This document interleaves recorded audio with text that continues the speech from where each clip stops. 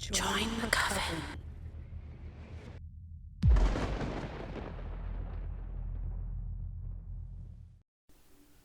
I think I accidentally joined a cult. Part 1. A story written by the Globetrotter. Hey Reddit. I don't know how to start this story. I'm not entirely sure that this is one yet, to be honest. I guess I'll just get into it then. I'll start with a little backstory. I met Henry when I was 5 years old. I had just moved to a new city in Pennsylvania with my parents. My first day of kindergarten was just one short week after we had moved into our new home. My town, which I plan to leave nameless for obvious reasons, is quite small. At its peak, the entire town was home to less than 1,000 residents. The children in my class had essentially grown up together, and the majority of them showed no interest in letting me join the community. Kids can be cruel. Fortunately, Henry was in my class. He had lived in the town his whole life, but had never made any friends. He always believed it was because he was unlikable. But I blame his parents. They'd always kept him pretty sheltered, and frankly, they never seemed to be the social types themselves. Needless to say, Henry and I connected rather quickly. We moved through elementary and middle school as best friends, and promised to stay that way forever. During the summer, after my 8th grade year, my father was offered a job in California that paid more than his current one had. A lot more, to put it simply. It didn't take long for us to pack up the house and make the trip to the West Coast. Henry and I were devastated and vowed to stay in contact. We had made plans to meet up for Christmas that year.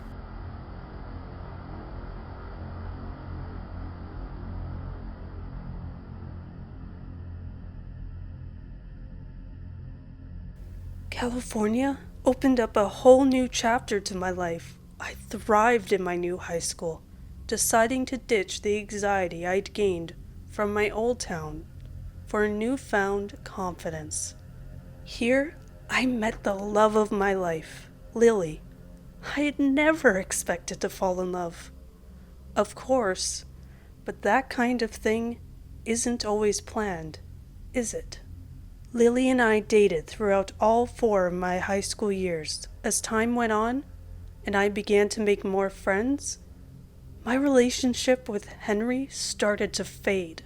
I found myself ignoring more of his texts and calls, and before I knew it, I would go months before saying anything to him.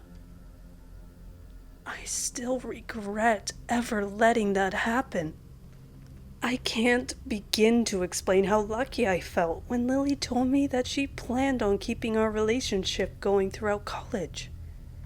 Even though she had been accepted to her dream college across the country, in Texas. It was tough at times, of course, but Lily was special. I couldn't let this one go. Lily and I are graduated now. I apologize if all this information feels rushed to you. I just feel that this information is important for your understanding of the events of the past few days. We are both fairly confident that we are made for one another, so Lily had quickly taken up the offer to move in with me. After a long discussion, we decided to move to no other than my hometown in Pennsylvania. I love Lily a lot. I hope to start a family with her someday, if I don't get myself killed first. My concerns began just 2 days ago. Throughout our final year of college, we had started to save up some extra cash in preparation for moving in together. Upon arriving in town a week ago, the 2 of us headed straight for the apartment complex that we had set up to live in. It wasn't very fancy or expensive, but Lily and I didn't need much space. Not yet, at least. We met with the landlord that day, a short, chubby man who I can only describe as jolly. He was very likable, yet was firm in demanding we pay his asking price. Lily and I had no problems with this, as we were confident that we'd be able to afford the expense. 2 nights ago, I had walked into the apartment in the early evening. "Lily, you home?" I called out, shutting the door behind me. "Kitchen," she called, a smile forming across my face. It still felt so good to hear that. She was in our kitchen. I stepped into the tiny kitchen, setting the bag of Chinese food on the counter. "Living fancy tonight, I see," she said, giving me a quick kiss. I laughed. I figured we could use a break from ramen for one night. Lily smiled. "I'm happy you were the first to say it," she said, running her fingers through her dark hair, "because I was getting tired of that crap." I opened up the cabinet, removing both of our 2 plates and setting them next to the bag of food on the counter. "Any luck today?" She sighed, shaking her head. "Nothing." I frowned. Same here. Lily rubbed my arm. "Don't worry, Tom. Someone's got to hire one of us at some point." "Yeah, I know," I said, sighing. "Just wish they'd hurry up already." She smiled once more, taking a carton of chicken lo mein out of the bag. "If them hurrying means I get to eat more of this, then I agree." I opened my mouth to reply, but the sound of my cell phone ringing from my pocket caught my attention. I looked up to Lily, who was eyeing me with a smirk on her face. "You better answer that." I pulled my phone out of my pocket. An unknown number plastered on the screen. I cleared my throat, stepped out into the living room, hoping for the best. I answered the call and placed the phone up to my face. "Hello? Hey, is this Thomas?" a nervous voice asked, throwing me off.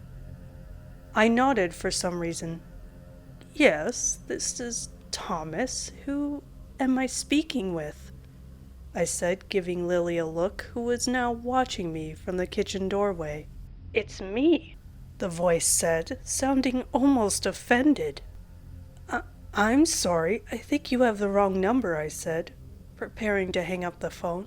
"Thomas, it's me, Henry," my old friend said, causing my brow to furrow. "Oh hell, Henry," I said, Lily frowning from the doorway. "It's been a while, huh?" he said. "Yeah, you could say that," I said, rubbing my forehead. "I saw on Facebook a few days ago that you were back in town," he said, sounding just as awkward as he used to be. I chuckled. Yeah, just a few days ago," he grunted. "That's great.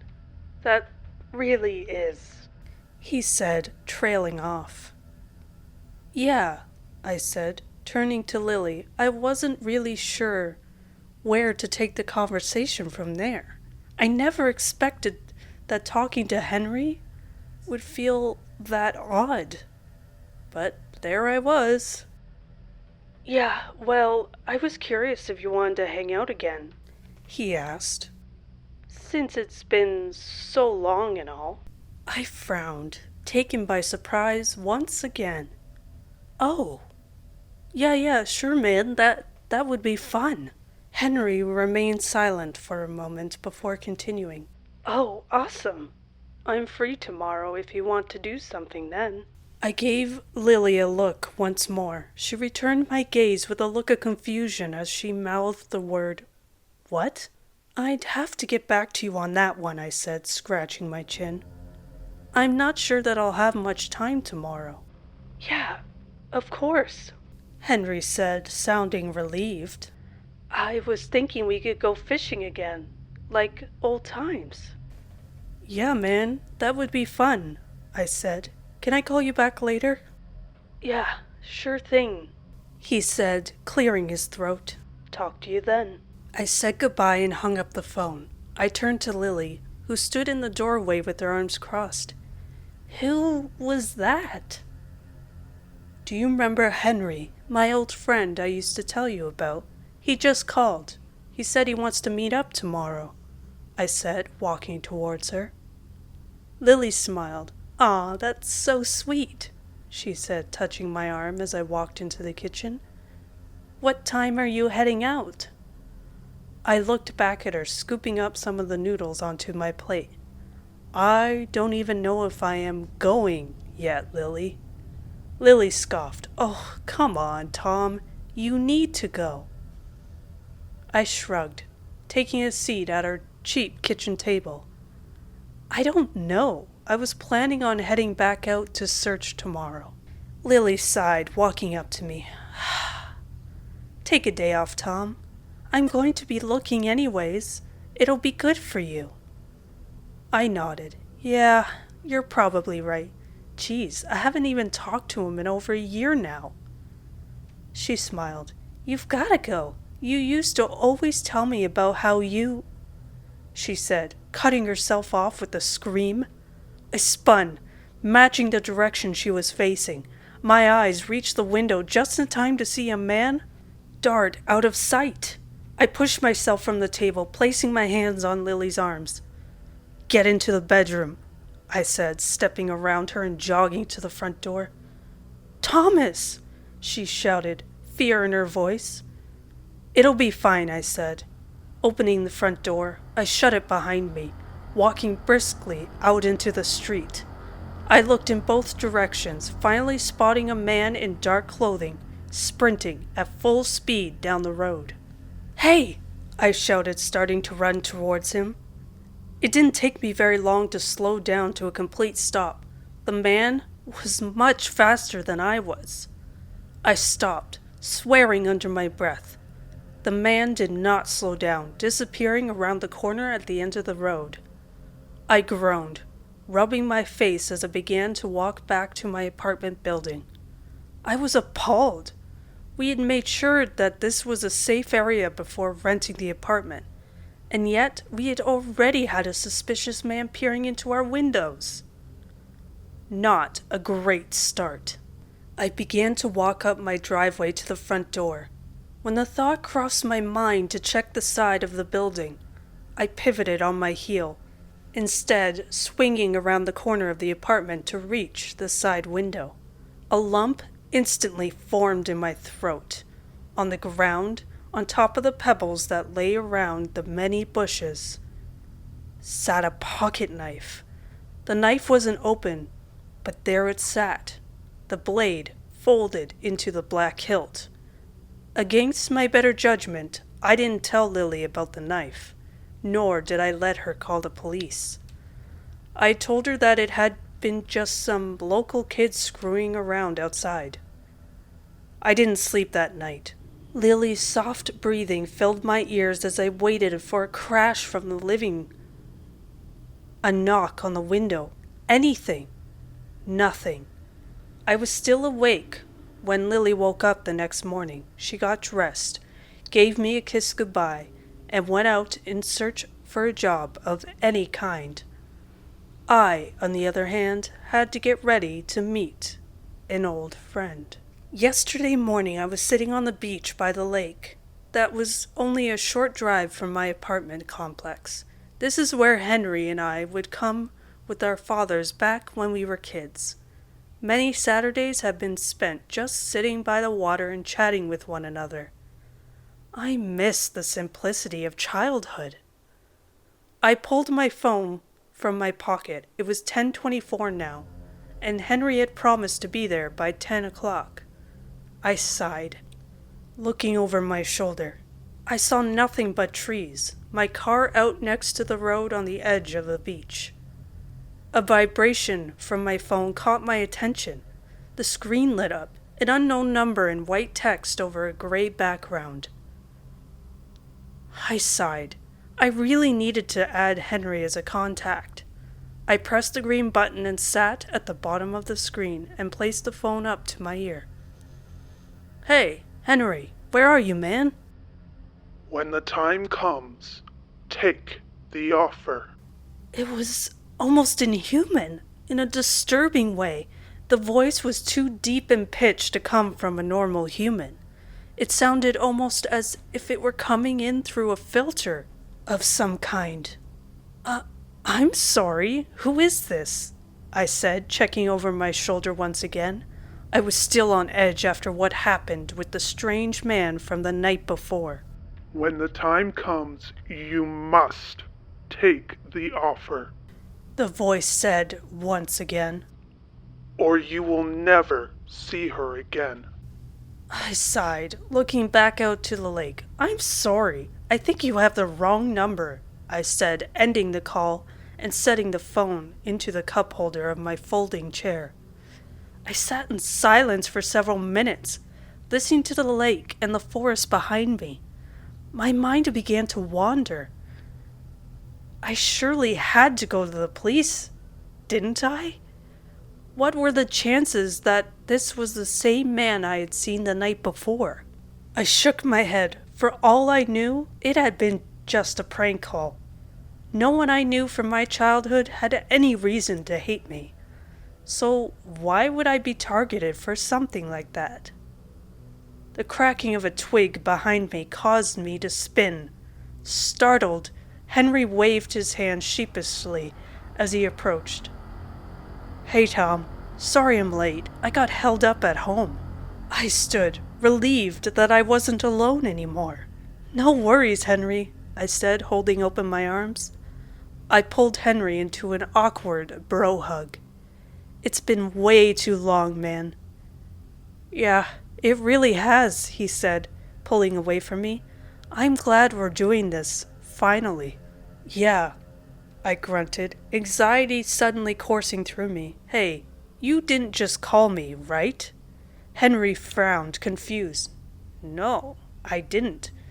At least, I don't think I did. Why? Never mind, I said, sitting down in my chair again. I wanted to change the topic.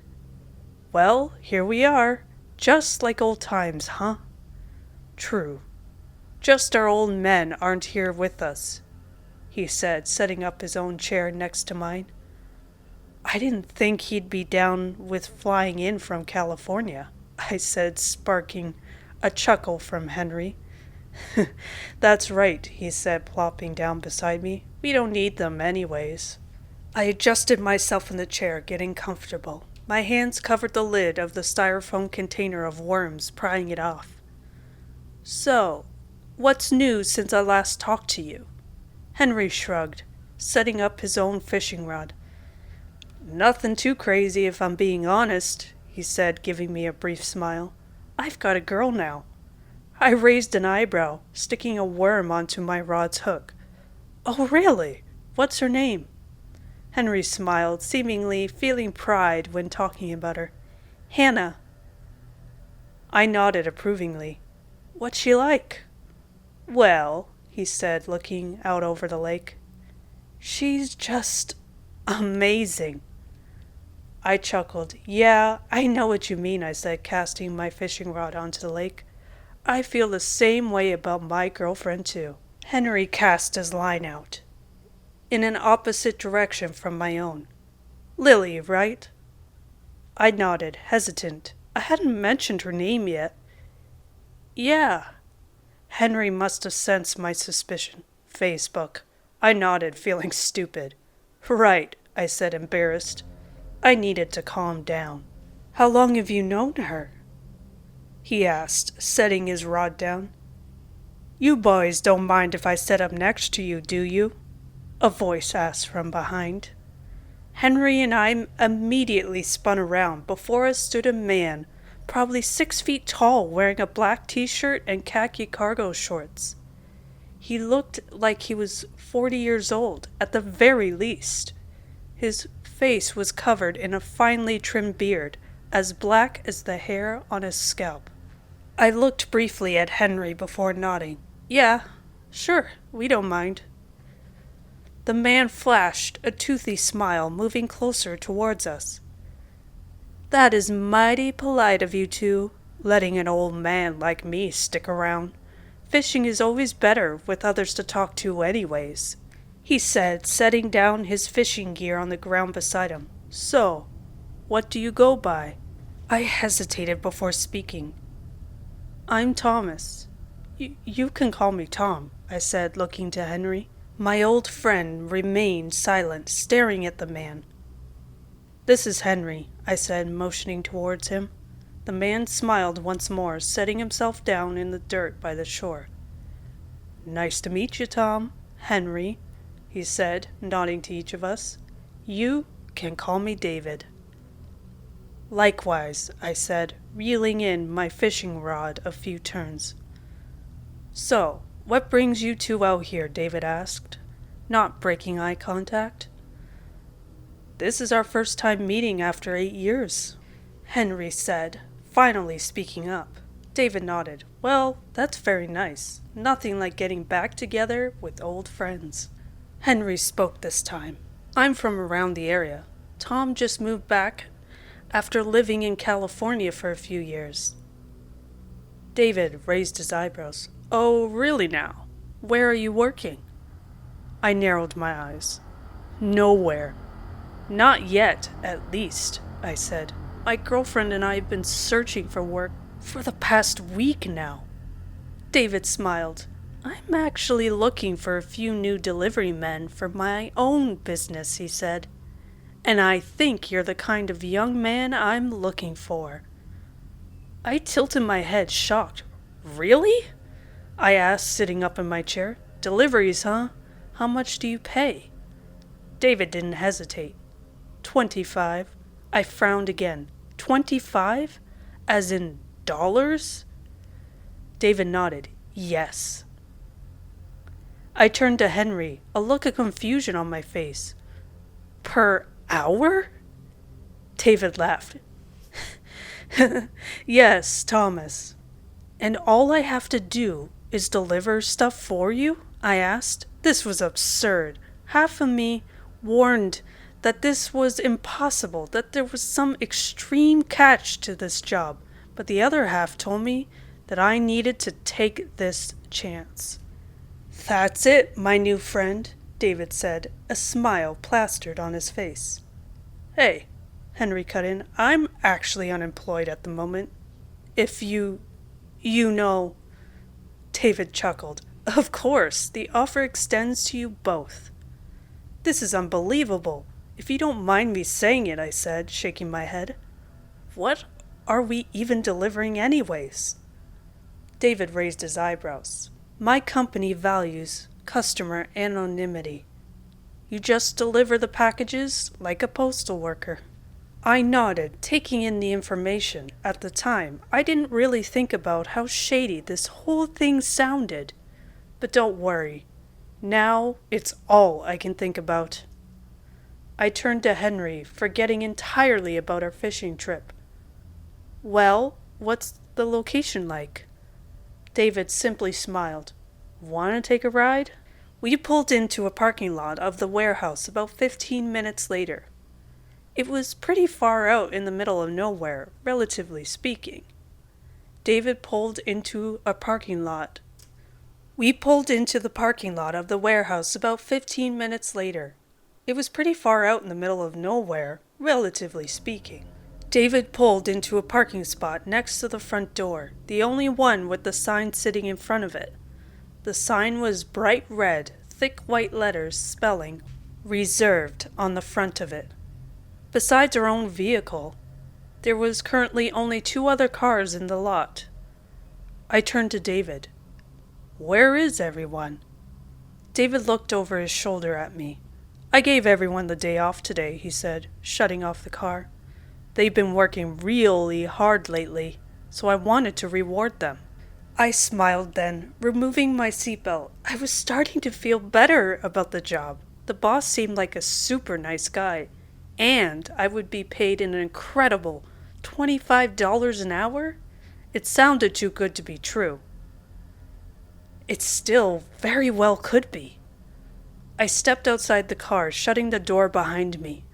The outside of the warehouse was mostly empty, save for the name of David's company in large letters on the front. Obviously, I won't be naming that company here. Henry stepped out of the front seat, walking around the car to my side. Looks cozy, doesn't it? I nodded absently. Does any of this seem off to you? Henry shrugged. Sure, a little. Let's just see what's going on inside. I grunted lightly as David pulled open the front door of the building. Come on, boys. No need to be shy.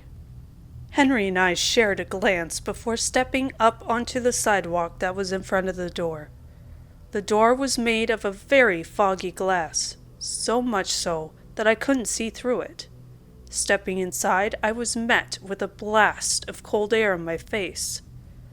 The warehouse was freezing cold. Rows and rows of cardboard boxes filled the entirety of the room, stacked on top of tables and shelves. A small building sat in the back corner of the warehouse, with a single gray door resting in the wall beside it. I stepped further into the building, examining the room. This place is pretty big, David. The man nodded, walking towards the office.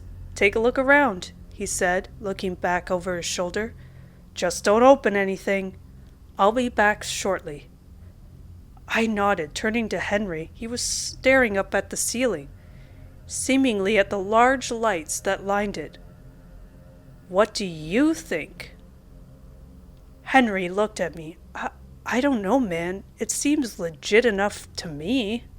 I nodded, checking over my shoulder. What do you think we'd be delivering, though? What type of crap warrants being paid that much? Henry shrugged. No idea.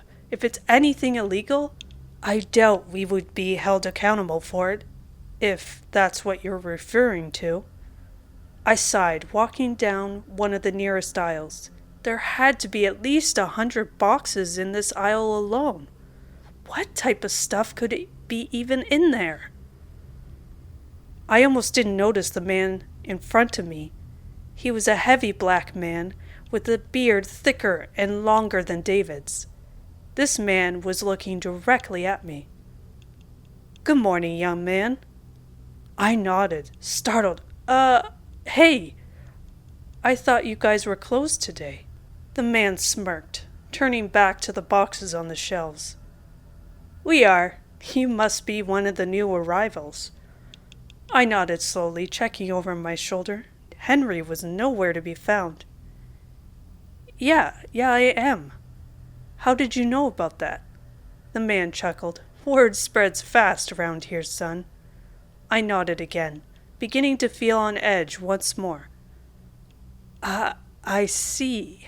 The man cleared his throat. I hear you've received the honor of meeting David on your first day here?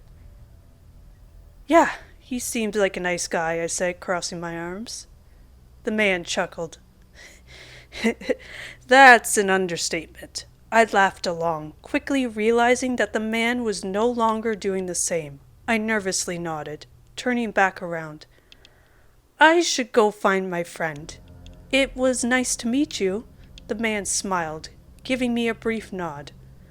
Likewise, Thomas. I hope you make the best choice for yourself today. I turned then, walking briskly back towards Henry. I turned the corner, seeing Henry standing by the front door, speaking once more to David.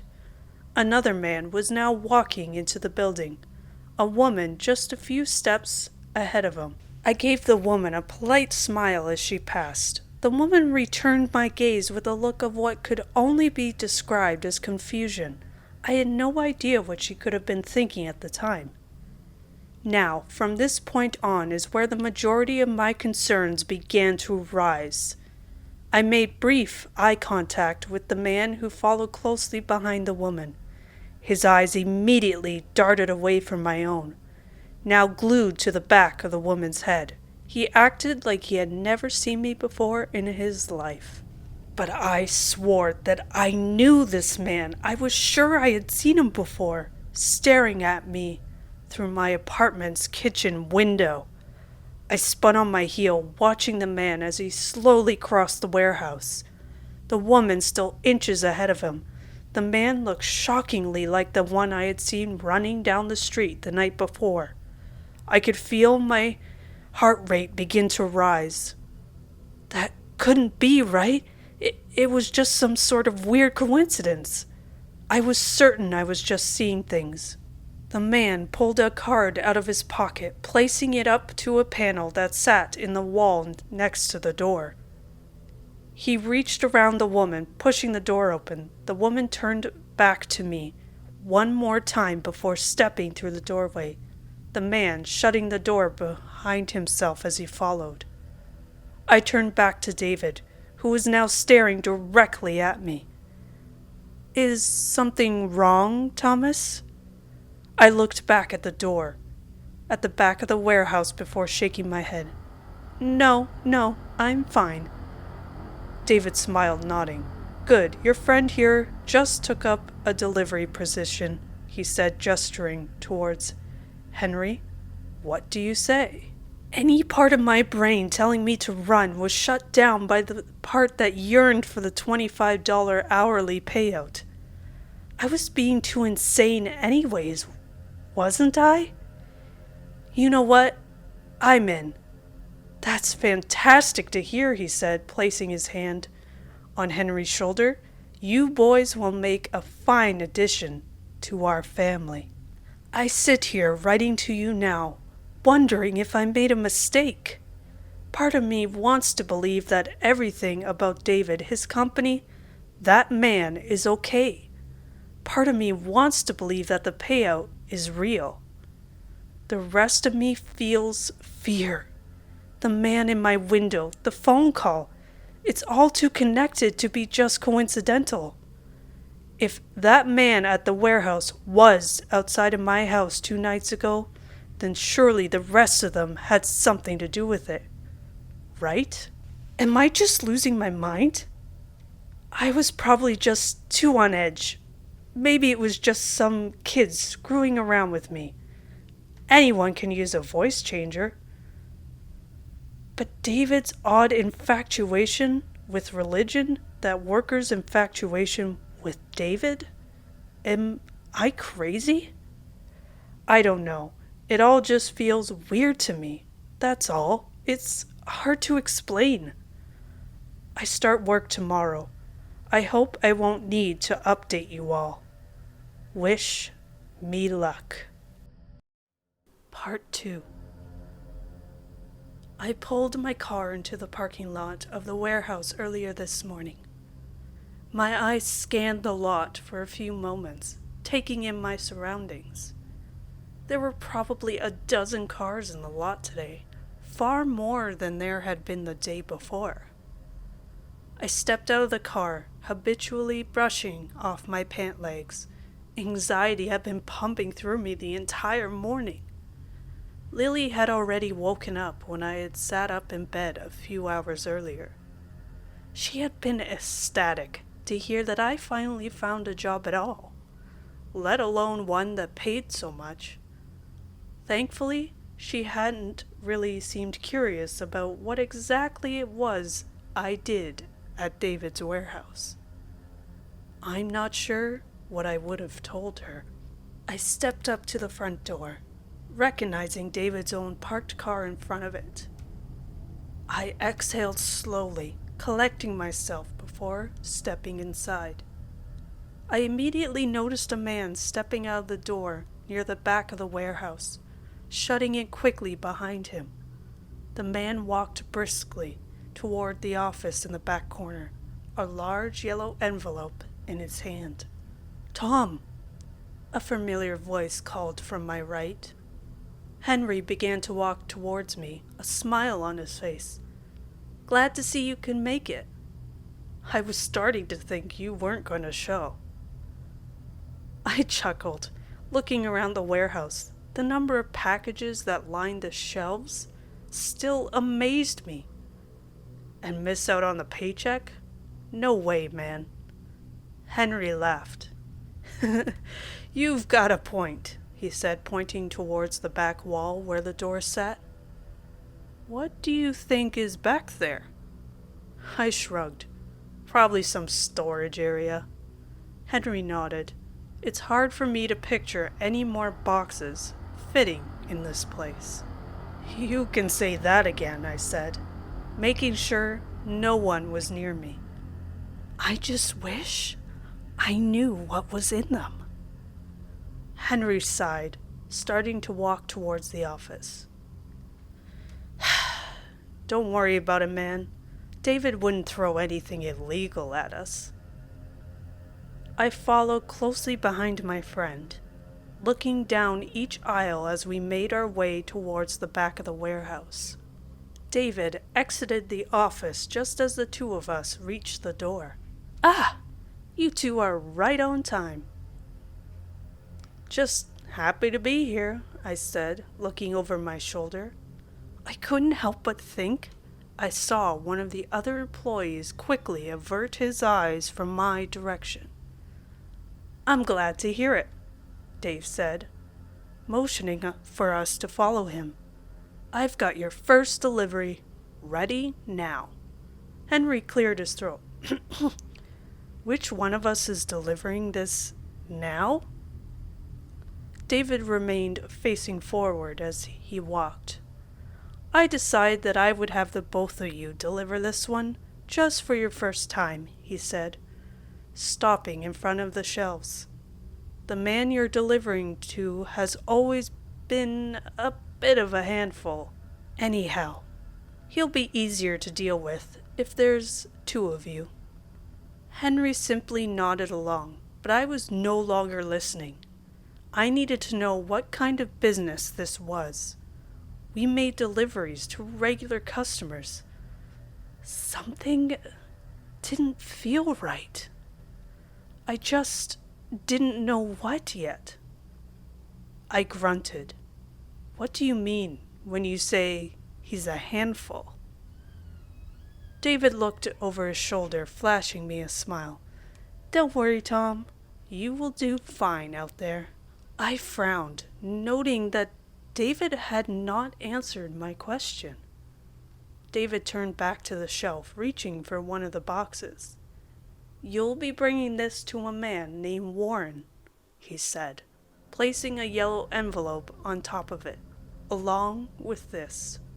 Henry and I nodded, my friend grabbing the packages from our new boss. Anything else we need to know? David looked to his watch before flashing us a smile. Well, I told Warren that we would have his packages delivered by 10 this morning. If I were you, I'd start moving. My car turned the corner, making its way towards Warren's house. Henry was in the passenger seat, his cell phone in one hand, the other wrapped around the packages. I hope this Warren guy is cool, I said, my eyes locked on the road. Henry grunted, wiping down his phone screen. I've dealt with people like him before. You're in good hands. I nodded, eyeing a pizza restaurant that I had forgot even existed. I glanced over to Henry, his eyes glued to his phone. What are you up to? Henry looked to me briefly. Oh, just reading up on the news. I nodded again, taking a left onto the next street. My GPS updated the directions. Anything new? Henry sighed, scratching his neck. Nothing too crazy, really, he said, scrolling back to the top of his phone. There's a little girl lost in Tennessee, I guess. News story. And some kids got attacked by alligators down in the Everglades. That's about it, really. I scoffed. Who'd be dumb enough to go out in the Everglades? Henry laughed. No idea, man. Nothing good can come from being out there. I glanced to the package in Henry's lap. What do you think that is? I asked once again. Henry chuckled. I still don't know, man, he said. Could be anything, really. I nodded, feeling my concerns beginning to surface again. It just all feels odd to me, man. Henry sighed, looking at the box. Do you want to just open it? I looked to him, confusion surely plastered across my face. What? Henry smirked. It wouldn't hurt. We've just got to seal it up back afterwards. I chewed on my lower lip. I don't know about that. Oh, come on, Tom, he said, pushing aside the yellow envelope. What's the worst that could happen? I groaned. All right, man. All right. Just open it, I said, looking quickly at the box. Just do it gently. I know, Henry said, slowly peeling off the tape that held the box shut. I listened to the tape tearing as I flipped on my turn signal. I looked back to Henry, his hand now in the box. Anything? I asked, returning my eyes to the road. Henry hummed lightly to himself. It's just a bunch of random crap, he said, lightly moving through the box. Some book, a couple of bags of snack food. I felt my anxiety begin to disappear. What is this, some kind of food delivery thing? Henry shrugged. I don't know. Maybe it's one of those apps? They're starting to become pretty popular. I nodded, feeling better now. I gestured towards Henry's lap. What's in the envelope? Henry picked up the envelope, peeling open the flap. He looked inside, gasping. Holy hell, dude! I looked to him. What is it? He reached his hand in, pulling out a black, rectangular piece of plastic. I think it's a freaking VHS tape. It was certainly a VHS tape. Jesus, I haven't seen one of those things in years. Henry nodded, looking back into the bag. That's it. Why would Warren need a VHS tape? I said, the anxiety returning stronger than before. Henry placed the tape back into the envelope. I really have no idea, he said, setting down the packages. Let's just get this stuff there and be done with it. I glanced to my phone. The directions warned that our destination was coming up on our right. Keep your eyes open, I said, checking the buildings on the side of the road. I have no idea what this guy's place looks like. Henry set his phone down. We've got some time left before 10, Tom. Don't worry. I grunted softly in agreement, slowing the car to a halt. The GPS announced our arrival at the destination. I frowned, looking past Henry through the window. We were now parked in front of a dilapidated building, the outside even more blank than David's business was. I checked my phone once again. Do you think this is the place? Henry looked to my phone as well, then back towards the building. This is certainly the address. I frowned, looking out my own window. None of this felt right to me. Isn't this kinda shady? Henry shrugged, unbuckling his seatbelt. Don't worry, Tom. I'm sure there's an explanation. Maybe it's just a good halfway point between us and Warren? I sighed, unbuckling my own seatbelt. Warren didn't seem like the type of guy to go out of his way to make someone else's life easier. Yeah, maybe. Come on, he said, opening the passenger side door and stepping out into the grass. I shut my own door behind me, briefly reviewing my surroundings. There was another building across the street, a a small wooden house. Other than that, there were no other buildings on this part of the road. I stepped around to the front of my car, Henry appearing to my right. "You ready?" I asked. "Let's just go," Henry said, walking towards the front door of the building. As we approached, I became increasingly aware of a sound coming from inside the building. It sounded as if it were some kind of machine. Henry knocked on the front door, and the two of us stood in silence waiting for a response. Nothing. I frowned, sharing a look with Henry before knocking myself, louder than before.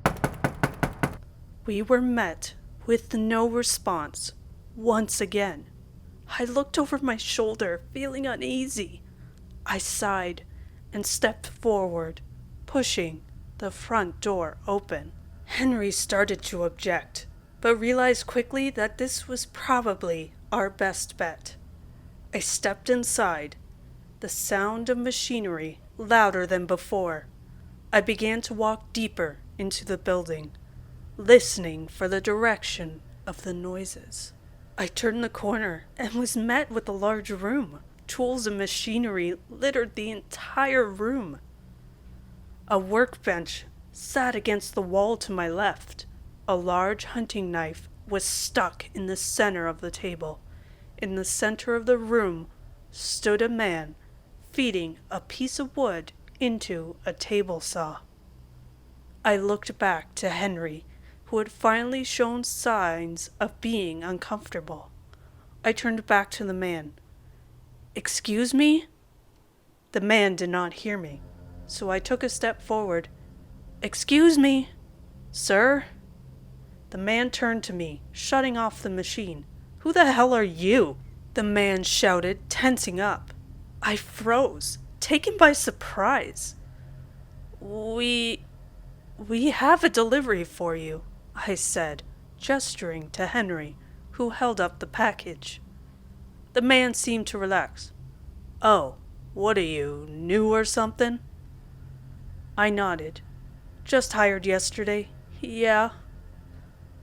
"I see," he said, walking toward us. I prepared to continue the conversation, but the man walked past, removing the gloves from his hands. I turned, clearing my throat. "I assume you're Warren, then?" The man glanced at me, sighing. "Yes, that would be me," he said, wiping his face off with a towel. I nodded, noting Henry's silence. "What is this place? Do you live here?" Warren remained silent, staring at me for a few seconds as he continued to clean himself.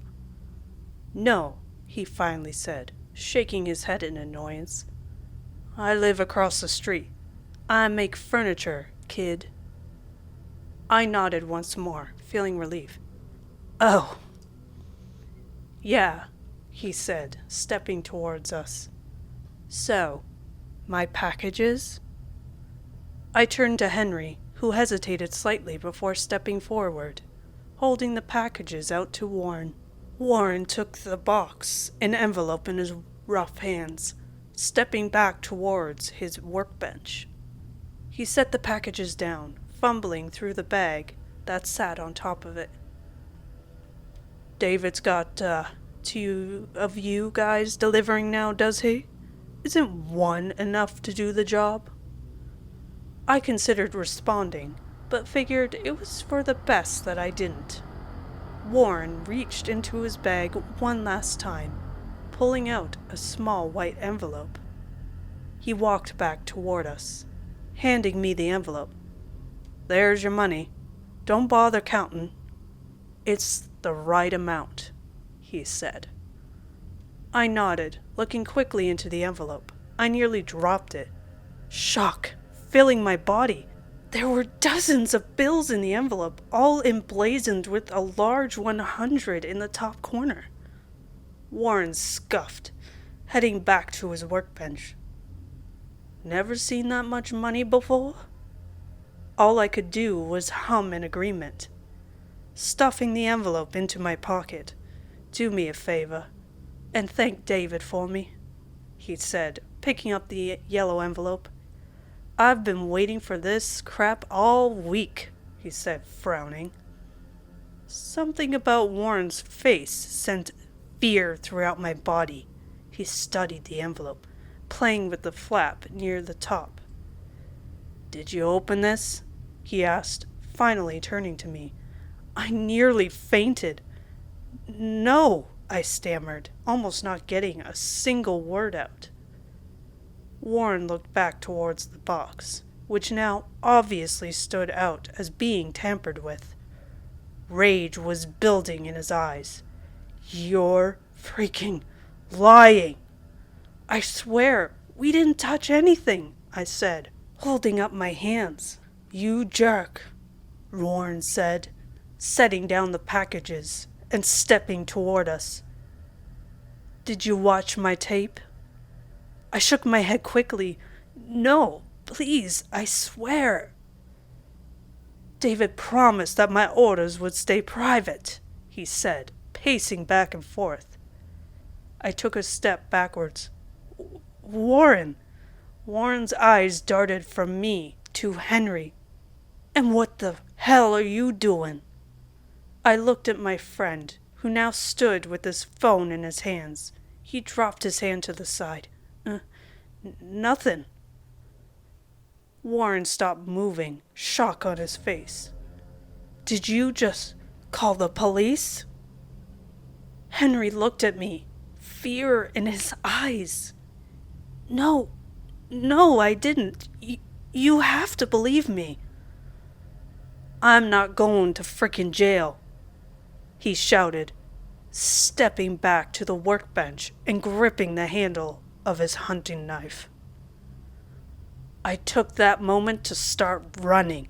I could hear Henry's footsteps directly behind me as I ran away from Warren. Warren swore behind me as I sprinted into the building, suddenly unaware of where I was. Where the hell do we go? Henry ran past me, turning the corner to our right. I swore under my breath and followed Henry. We ran for a minute or two before I checked over my shoulder. Warren wasn't there.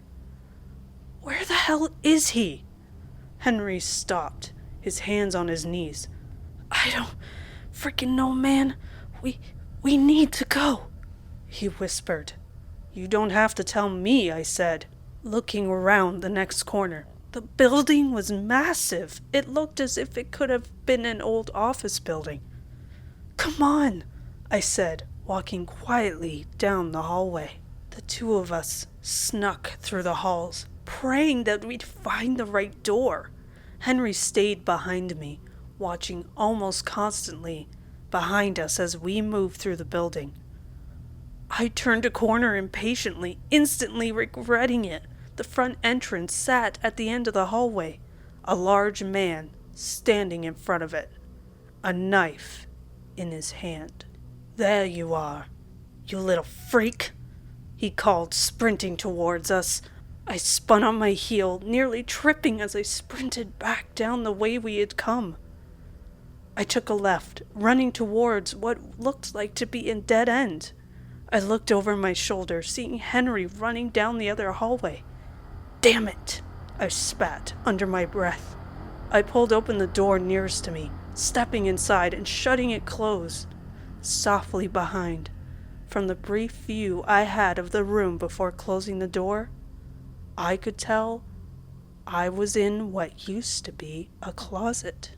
I sat in silence for a few moments, not sure of what my plan even was. I squeezed my eyes shut when my worst fear came true. Where the hell are you, kid? Warren called, seemingly at the end of the hallway. I saw you come this way. You can't hide forever. I could feel my breathing speed up. The sound of a door being ripped open almost caused me to give away my hiding place. Somewhere deep inside of me, I actually believed I could stay hidden. The closer door ripped open, and Warren's blade shot in. I yelled in shock. Warren's free hand grabbed me by the shirt. I was yanked into the hallway, my body fumbling straight into the wall, across from the closet. Warren was stronger than he looked.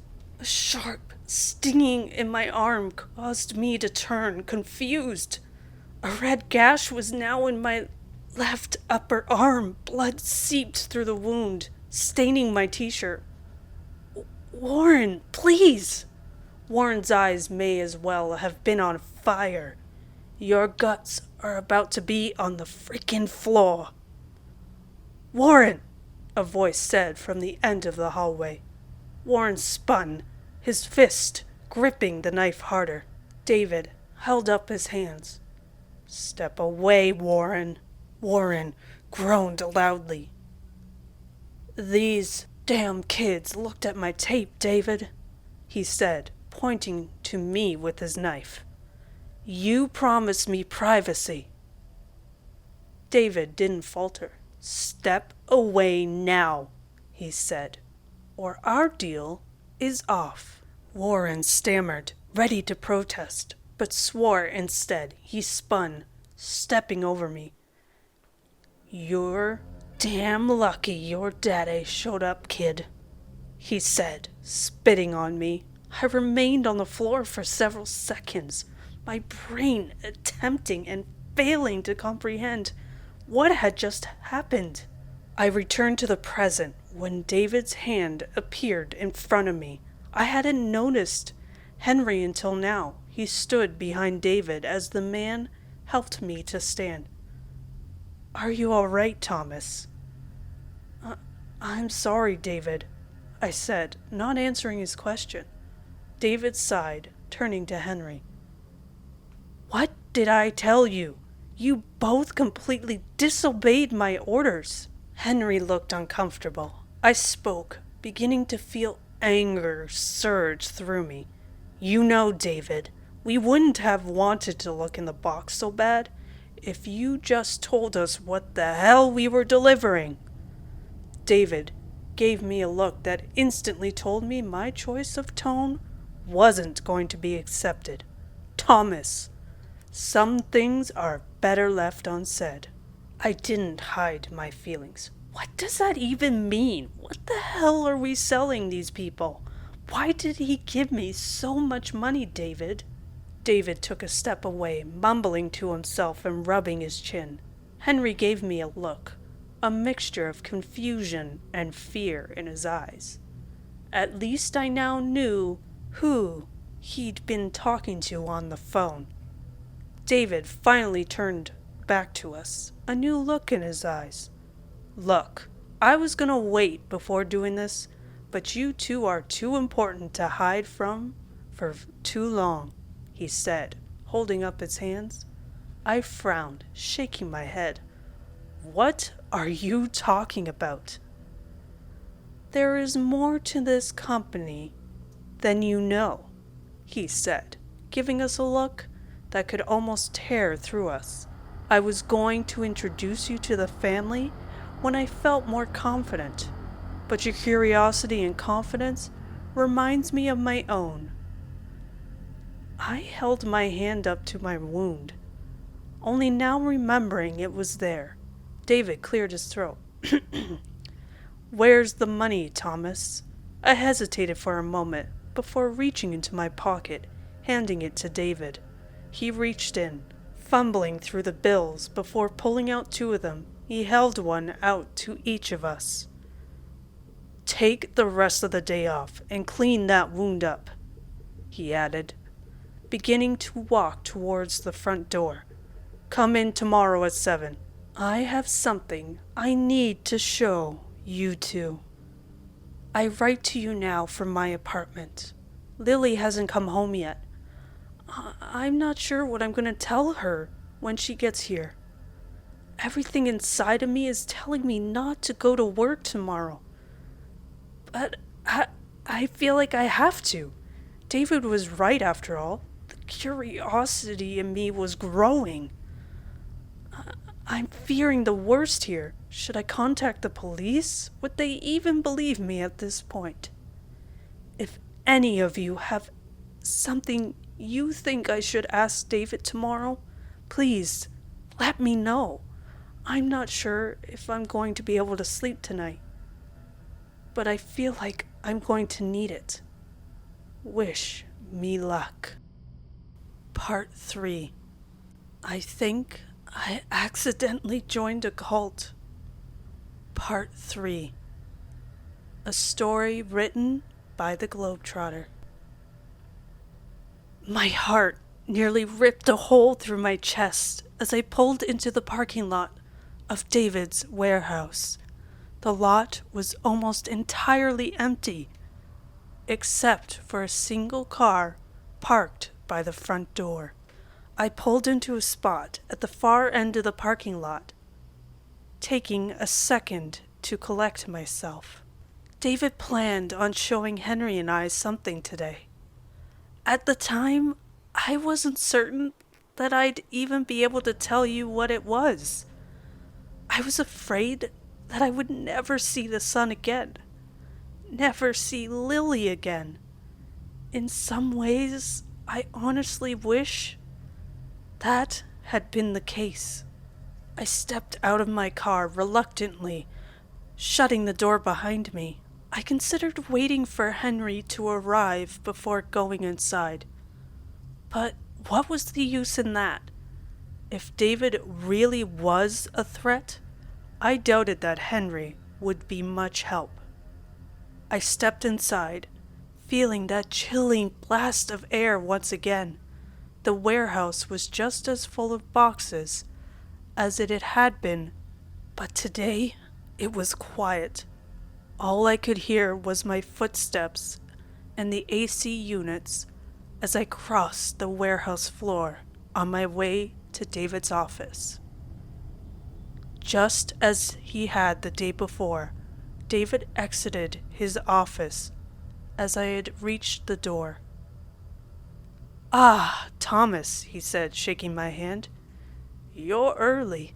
I nodded, deciding that I'd play along, at least in the short term. "Of course, David. I'm really excited to see what you have to show us." David smiled, motioning me to follow. "Of course you are, Thomas," he said, walking towards one of the aisles near the front of the warehouse. I glanced to the front door as David turned into one of the aisles. Henry was still nowhere to be found. I looked back to David, who was now holding a box. I nodded towards the package. "Am I going to be delivering this?" David shook his head, stepping past me. "No, not at all. You're not going to be making any deliveries today," he said, walking back to his office. I felt my anxiety begin to rise. I clenched my hand into a fist as I followed David to his office. The man stepped inside, turning back to me as he held open the door. I hesitated before stepping forward, entering the office room. David's office was large. I mean, very large.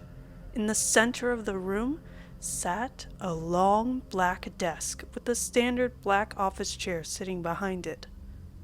The walls were lined with shelves of random knickknacks and books. A small door sat in the back of the room, likely leading to some kind of closet space. The one item that stood out to me was set up on the left wall of the room. A beautiful tapestry was hung up across the entirety of the wall, as if it had been custom made. There was an extensively intricate border design with giant black letters, spelling out a message across the center. "The Lord is our Father, and we are his children." I knew already that David had been religious, but something about the tapestry sent a chill down my spine. It just felt out of place for the setting. I turned to David, who looked almost proud of himself as I had stared at his tapestry. Do you like it? I looked back to the wall, nodding slowly. It's certainly beautiful. It is, Thomas, he said, sitting down in his office chair. Take a seat, he offered, pointing to one of the chairs that sat in front of his own. It didn't take long for me to realize that his statement was in no way an offer. I sat myself down, avoiding eye contact for as long as I could. David spoke. I'm sure you have questions about what's going to happen today. All I could do was nod for a few moments. I thought back to one of the questions one of you recommended I bring up to David. Yes, actually, I do, I said, trailing off slightly. Look, David, I know that something isn't as it seems here, okay? I don't really care. I need the money. I need to know that Lily will be safe. David raised an eyebrow. Lily? He asked. I frowned, confused for a moment. My girlfriend? David smiled. You're going to have nothing to worry about, Thomas, he said, looking to his office door. I hadn't even heard it open. Henry stood in the doorway. Good morning, he said, stepping inside. Good morning, son, he said, standing. I stood up as well, looking to my friend. I'm glad you can make it. It's about time to get started. I searched Henry's face for any signs of discomfort and was happy to find some. We made eye contact for a brief moment, but broke as we heard the sound of a door opening. David stepped into the room near the back of his office, coming back out moments later, holding 2 black robes. Put these on. Everything inside me froze then. Henry stepped forward, seemingly not sensing anything wrong. But I knew.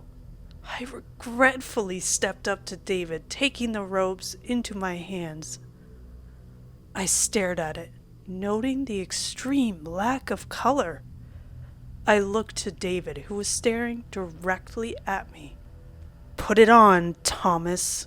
I'm not sure that I would have been physically able to not put it on. I slipped the black robe over my head, letting it rest over my entire body. It was oddly comforting and was a perfect fit. It was like it had been made just for me. David returned to the room in the back. I took a moment to peer briefly inside, shocked to see a bed sitting against the back wall. David exited the room wearing his own robe. The robe was nearly identical to ours, save for dark red collars that wrapped around his neck and wrists. My impossible fears were seemingly coming true. Henry still seemed oblivious. These are very comfortable, David. The man nodded, his eyes remaining on me the entire time. Indeed, Henry. What do you think, Thomas? I nodded, staring at the ground. Yeah, they're great, David. He smiled, stepping around his desk and heading for the office door. Follow me. Henry and I followed closely behind David as he moved towards the back wall of the warehouse. My heart rate began to increase as David reached the mysterious gray door. David slipped a keycard from his robe pocket, placing it against the scanner that sat in the wall beside the door. A loud click could be heard behind the wall as David pulled open the door. The room behind the door was completely black. David began to descend as he stepped through the door, letting me know that there was a staircase in front of me. Henry followed first, stepping cautiously down the staircase. I stood in the doorway, looking down the stairs. A dim light could be seen at the bottom, past Henry and David. I looked over my shoulder, seeing two men enter the building. I stepped completely through the door, shutting it behind me. I descended rather quickly, catching up to the others as they made their way to the bottom of the staircase. There was no railing to hold on to, so I just slid my hands along the walls as we made our way down. We were at the bottom of the staircase before I would have liked to be. David led us down a dim hallway, candles, the only sort of light on either side of the path. If my brain hadn't already been concerned, it would have been now. David pushed open the wooden door that sat at the end of the hallway and stepped through, gesturing for Henry and I to follow him. Enter. I exhaled nervously as I followed Henry into the room. It was massive. I don't even know where to begin in describing it. The room was dim, like the hallway had been. Candles and lanterns remained the only sources of light. There were many tables and chairs set up, enough to hold nearly 100 people at least. The walls were lined with wooden doors, the contents of their respective rooms a mystery to me. Henry was amazed. What is this place? I turned to David. Is this some kind of underground bar? David laughed, seemingly amused. No, Thomas, it's so much more. I wanted to run, but I told myself that I was safer just playing along, at least for now. Please, tell me, David. I need to know. He looked to Henry and I, a smile across his face. There are some things I haven't told you about our family. Henry nodded, looking to me. I couldn't tell anymore if he was just trying to play along. What is it? David continued. Our organization is founded under the Lord. We serve him and make his presence on this earth known to those who lack the blessing of knowing. I felt like I was going to pass out. Henry didn't. Interesting. So this is some kind of church then? Like Christianity? David turned away, staring off into nothingness for a few moments. He turned back to Henry, his eyes burning. The Christian's God is no God of mine. Everything inside of me was telling me to run. Then who is your Lord, David? David looked as if he were ready to answer, but suddenly shook his head. Only those within the Lord's inner circle can be blessed to hear his name. I'm in a freaking cult! Henry nodded. Huh, he muttered, looking around. I forced my hands to stop shaking. David! David cut me off. This family has been together for hundreds of years, boys, and we'd like to expand the tree today. Henry and I stood in silence. What the hell was I supposed to say in a situation like this? Henry spoke up first. That is a big offer, David. It's not an offer, son, he said. It's a gift of the end to all of your suffering. I couldn't take it anymore. Can we discuss this first? David didn't appear to like that answer, but nodded after a few moments of silence. Choose wisely, children. I pulled Henry aside, whispering to him as we moved. What the hell is going on, man? Henry finally showed some signs of distress. This is freaking crazy. Is it a cult? I shrugged. I think it is, man. He looked around once more. I mean, we're probably just overreacting, right? I scoffed. Only those within the Lord's inner circle can be blessed to hear his name. Sounds like a freaking cult to me, Henry. Henry sighed, rubbing his chin. Well, what the hell are we supposed to do? Say no? He had a point. I rubbed my face. I knew Henry was right.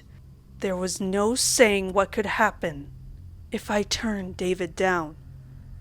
And now he knew about Lily. I turned back to David. We made a decision. David looked back to us, a smile on his face. And I looked to Henry once more before speaking. We are interested. David's smile somehow became even larger. He stepped up to us, placing his hands on our shoulders. Welcome to the family. David let Henry and I explore the home, as he put it. The entire underground bunker was massive. Henry and I stood together, not far from where David had left us. This is unreal, he said, looking from door to door. I nodded, looking over my shoulder. What should we do? Do we call the police? Henry shook his head quickly, looking over his own shoulder. No, let's not do that. We don't even know if this is illegal. I groaned, looking around once more. Well, we won't know what to do from this point on if we don't look around some first. Henry grunted in agreement. Let's split up. Come find me if you find anything, he said, walking off to the other side of the room. I looked back to the massive wall of doors. My feet carried me to the back corner of the wall. I may as well go in order, right? The door in the back corner of the room had a black sign on the front, white letters spelling out the word closet. I pulled open the door, finding the closet to be as underwhelming as you probably imagined it would be. I shut the door, looking to the next. The sign read kitchen, my interest increasing. I pulled open the door, looking inside. It was completely dark. I stupidly fumbled around for a light switch and was shocked to actually find one. I flipped it on, the light filling the kitchen.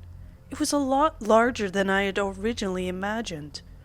This kitchen was more of something you'd see in a restaurant than you would in the basement of a warehouse.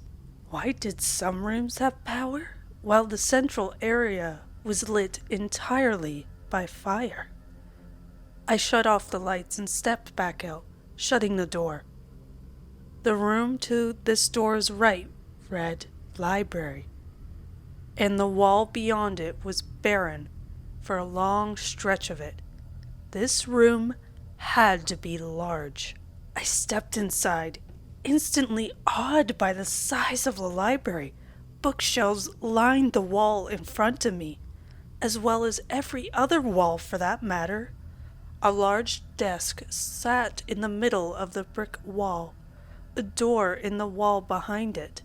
I read the spines of several books on the shelves, expecting to be met with spell books and forbidden rituals, but was surprised to see that many of these books were just novels, fiction. I stepped behind the desk, the surface of which was covered with books and various papers. I pushed open the door behind it, peering inside. It was a simple room, a black couch against one wall. The other had an old box-shaped television with a VCR player sitting below it. Another door stood in the back of the room. This whole place was like a maze. not wanting to enter the second room. That was certainly a closet. I stepped back out of the room and shut the door. I took a final look at the entirety of the library. A duo of armchairs sat in the back corner of the library. I smiled to myself then. This place honestly didn't seem that bad. I could see myself coming here to relax. My eyes caught sight of another door as I began to leave. I paused, staring at the door. I approached it, pulling it open. It was another closet. Metal shelves sat against the brick wall with cardboard boxes and miscellaneous books lining each shelf. I stepped inside, looking through a pile of books. Nothing interesting. I pulled a cardboard box from the shelf, ripping it open. Inside sat even more books. At the time, I was annoyed, but in hindsight, I'm not even sure what I was expecting to find. I pulled out a second box, pulling open the already ripped-apart flaps. I frowned, looking into the box. Inside of the box sat a jumbled pile of VHS tapes. White masking tape was set on the face of each tape in the box. I smiled to myself, fumbling through the box. Each piece of tape had a different name written on it in black Sharpie. Michael, Tony, Anthony R., Warren. I picked up the tape, looking at the other side. It was blank. I knew that I probably shouldn't have, but I picked up the tape, pushed the box back where it was, and stepped out of the closet. My feet subconsciously carried me to the room behind the desk. I needed to watch this tape. I knelt beside the television, plugging it into the outlet in the wall behind it. I pushed the power button, instantly feeling the static electricity forming on the glass screen. I turned on the VCR, listening to the white noise the television was producing. I placed the VHS tape in the VCR and sat back, waiting for anything to happen.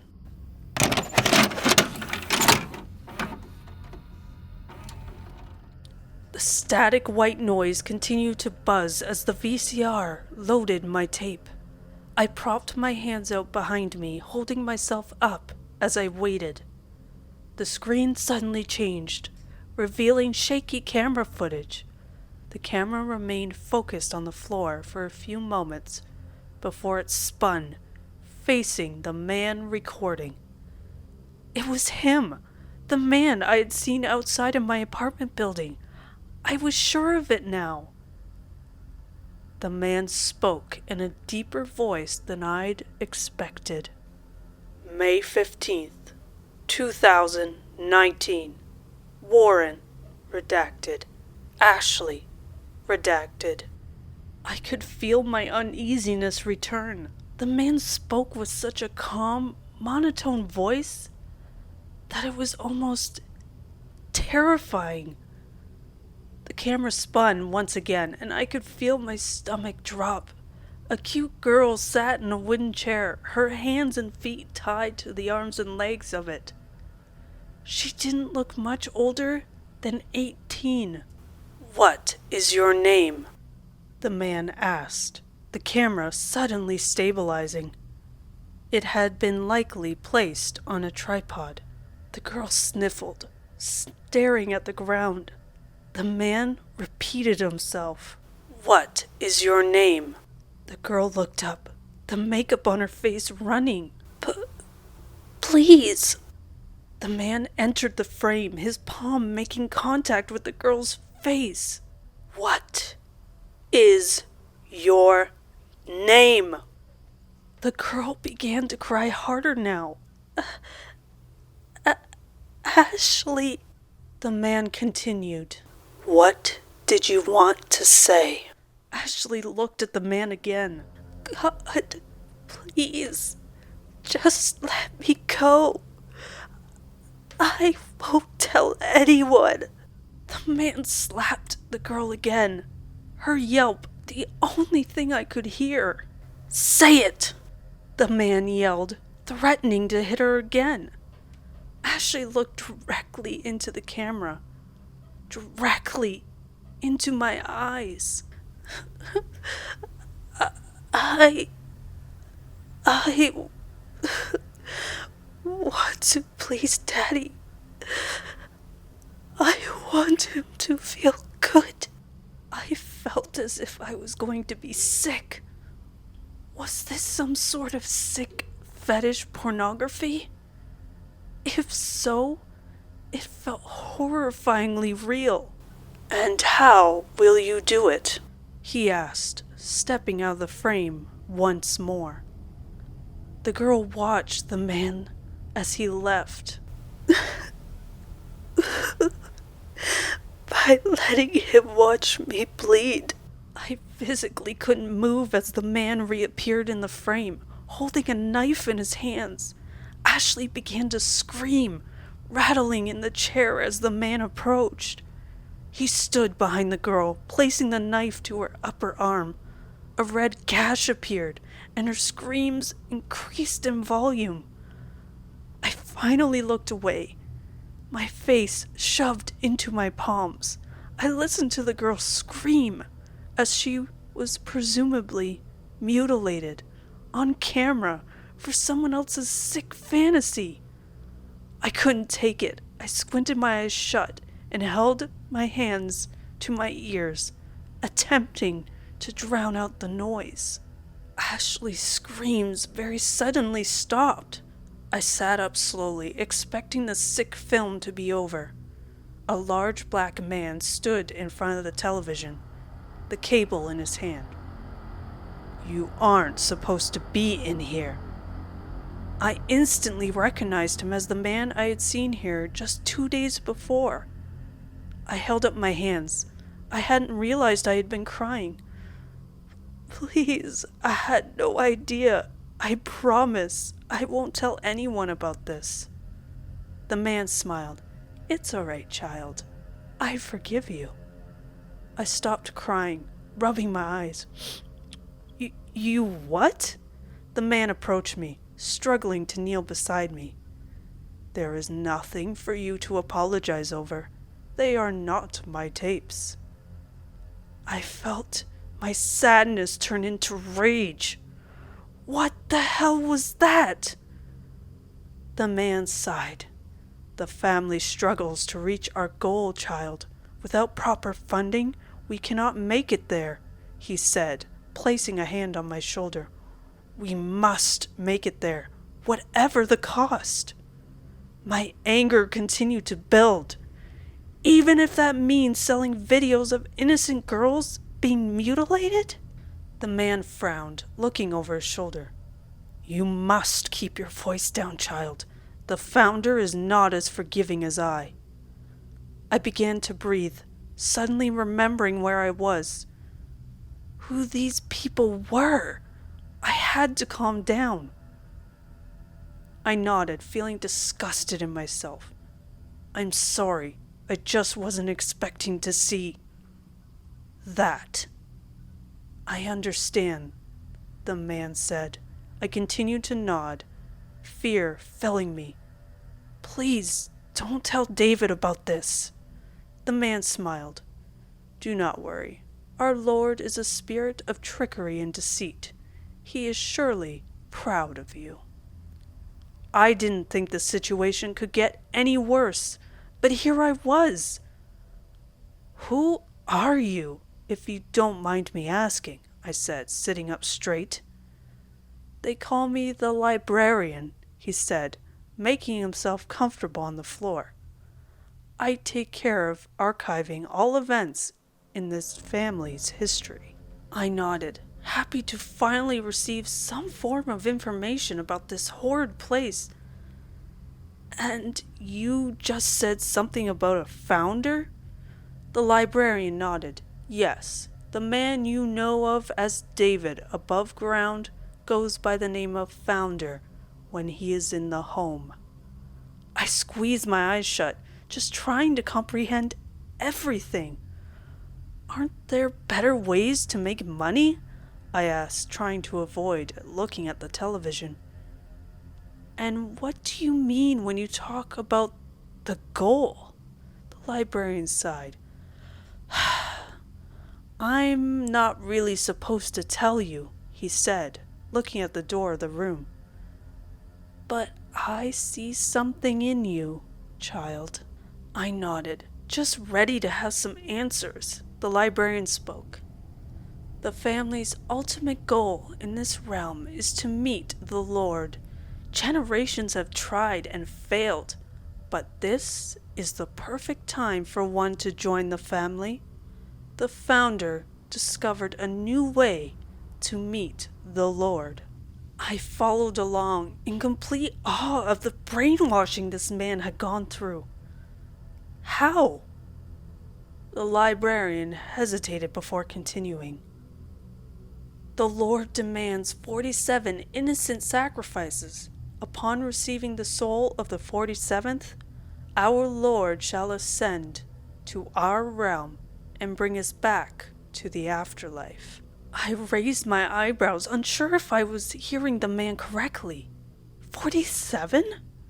The man nodded. Yes, child. One sacrifice for every day the Lord was banished to the dark realm. He had lost me already. And you filmed these sacrifices to sell them? In order to fund the goal? The librarian smiled, pushing himself off the ground. You learn fast, child. I nodded. And how many sacrifices have we made already? 46, he said, his smile growing wider. Tomorrow is the day of salvation. My stomach had begun to churn. Tomorrow, these horrible people were going to kill another poor girl in hopes of meeting their God. I wasn't sure I wanted to be around when it happened. I stood, visibly shaking now. Thank you, librarian, for trusting me with this knowledge, I said, feeling stupid. He smiled. Trivial secrets will no longer matter in a day's time. I nodded, thanking him again before stepping past him and exiting through the door. I found Henry speaking to David in the central room of the basement. Henry had an odd look of horror in his eyes, but he seemed happy as well, presumably seeing that I was back. We spoke briefly to David before turning and leaving. He'd given us another $100 and told us to come back early the next day. I don't know why the man bothered giving us money, seeing as how he expected us all to be in the afterlife the next day. I had a long talk with Henry outside. I think I persuaded him into not coming back here tomorrow. If everything worked out, these freaks would be dead tomorrow anyways, and I wouldn't have to worry about them ever again. I didn't mention the sacrifices to Henry. I figured that I could spare him the details.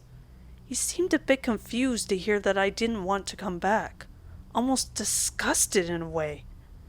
But he eventually gave in and agreed to quit. I got home a few hours ago and talked to Lily for a while. I just needed to get my mind off all of these horrible things. This was all one horrible mistake. I should have never taken up the job offer. Something tells me this story isn't over, as much as I want to believe that I'll never have to go back to that place. I just know I'm being naive. Wish me luck. I feel like I'm going to be needing a lot of it. Part 4. I've made a horrible, horrible mistake. I should have never talked to David in the first place. I'm an idiot. Lily, if you're reading this, I love you so much. I'm sorry. Yesterday morning, I had woken up with a newfound happiness. I gave Lily a kiss and let her know that I had been fired from my delivery job. She seemed fairly upset, but understanding. I planned on heading back out and applying for a new job. Not every place in this town was going to be a cult, right? A few hours after I'd posted the last update on Monday, I'd received a call from Henry. He was looking for some answers, for a reason behind me deciding that we both had to quit. He was persistent at first, even telling me that we had to go back to work today. But I eventually forced him to agree to not show up to work the next day. That's why I was confused when I saw Henry's name appear on my cell phone screen yesterday morning. I answered the call, hesitant at first. Henry? I started, ready to argue with my old friend. Hey, Tom, he said, sounding calm. I'm sorry about how I acted last night. I cleared my throat. No, that's cool, man. I understand where you were coming from. Henry grunted in agreement. I was going to see if you wanted to hang out today. I sighed. Remember how that gone the first time? Yeah, man, that'd be cool. I was thinking you could bring Lily along, he said, tapping on what sounded like a wooden table. I was gonna bring Hannah along. I smiled. Well, actually, Lily has a job interview today, I said, glancing at Lily. Can we put this off for some other day? I could hear Henry sigh through the phone. Today is the only day Hannah has free for a while, he said. It's cool if Lily can't come. I nodded, understanding where he was going. Well, where are we going? Want me to just drive there? No, that's cool, man. I'll just come pick you up, he said. All right, Henry. See you in a few then, I said, hanging up the phone. Lily was suddenly behind me. What was that about? I heard my name. Oh, Henry wants to hang out today, I said. Sounds like he wanted you to meet Hannah. She frowned. Who? Henry's girlfriend, I said, stepping aside as she walked towards the door. Oh, she said, giving me a kiss goodbye. Well, apologize for me, please. I said goodbye and sat on the front porch, waiting for Henry to come get me. Those few minutes of being alone gave me time to look back over the previous few days. I had been stupid, careless. I couldn't be like that anymore. Lily deserved better. Henry's car pulled into my apartment's driveway. I jogged down the steps by the front door and waved to my friend, his passenger seat noticeably empty. I opened the car door, nodding to my friend. Hey, man, where's Hannah? He grunted. We're about to go pick her up, he said, looking anxiously over his shoulder. Do you mind? It took me a few seconds to take the hint. Oh, yeah, man, of course, I said, closing the passenger side door and setting myself down in the back seat. How far away does Hannah live? I asked, buckling my seatbelt. And where are we even going? Henry shrugged. Not too far, and I don't know yet, he said, making eye contact through the rear-view mirror. I thought we'd decide when we picked Hannah up. I nodded. Yeah, that makes sense, I said, looking out the window as we pulled away from my apartment. Henry chuckled, his eyes glued to the road. It'll be a good day. I'm sure it will, I said, feeling suddenly anxious. Hey, no hard feelings with the job thing, right? Henry seemed annoyed for a moment after I brought it up. No, man, we're good. Don't worry about it. I nodded. That's good, I said, looking back out of my window. I just got some really weird vibes from the place. That's all. Henry didn't respond verbally. He simply nodded, turning onto the next road on our way to Hannah's house. The rest of the ride was mostly silent. I was surprised when we pulled into the driveway of Hannah's house. She sat on the steps in front of her door, a smile crossing her face as she hopped down towards the car. She pulled open the passenger side door, sitting beside Henry. "Hey," she said, giving Henry a kiss on the cheek. She looked to be only around 20 years old, and she was pretty. I'm fully aware that looks aren't everything, as they really aren't. But this girl was way out of Henry's league, at least in the physical sense. We made eye contact as Hannah put on her seatbelt. She gasped, turning to Henry. "Oh gosh, I'm sorry. Who is that?" I frowned. Henry looked over his shoulder at me. "Oh, you know, my friend Thomas? I've told you about him. He really wanted to come along today to meet you, you know?" He said, giving me a look. "Right, Tom?" I slowly nodded, unsure of what to say. Yeah. Hannah smiled. "Oh, well, it's nice to finally meet you, Tom." I gave a polite smile, unsure of what to say.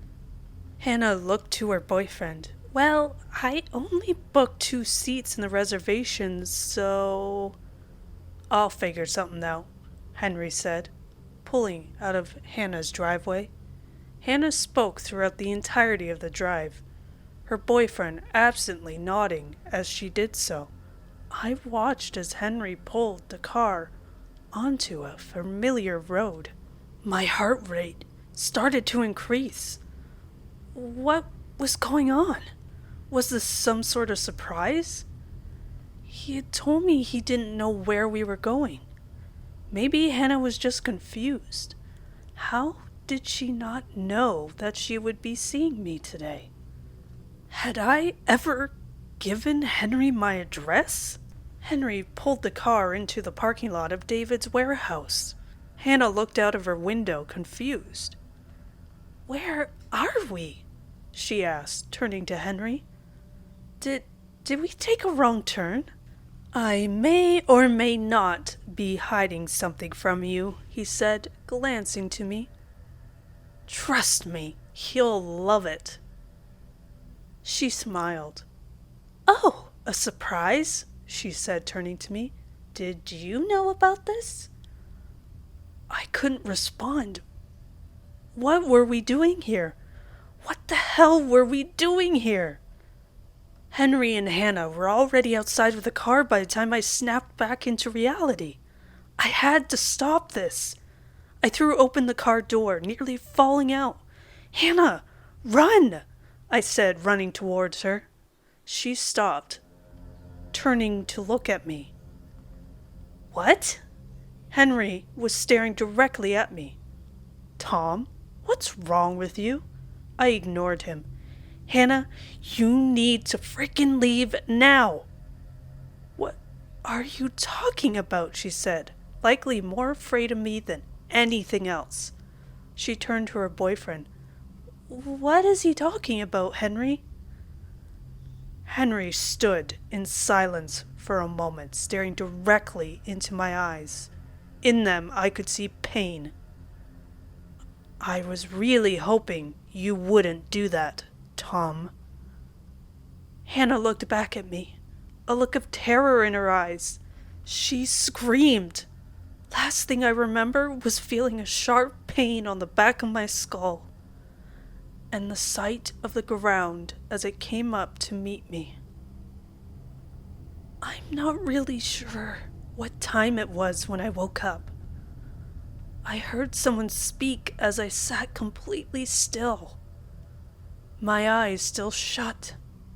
Laughter surrounded me, and my eyes began to peel open.